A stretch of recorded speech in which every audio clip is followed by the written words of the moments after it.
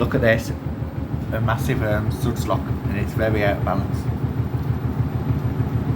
And it's coming up to the final winds. I don't know what it's going to do. Oh dear, look at that.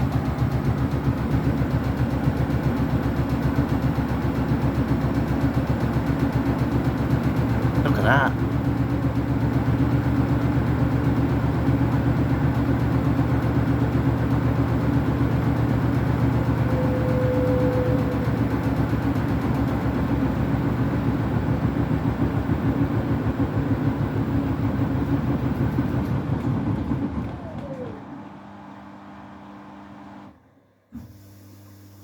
Okay, final winds.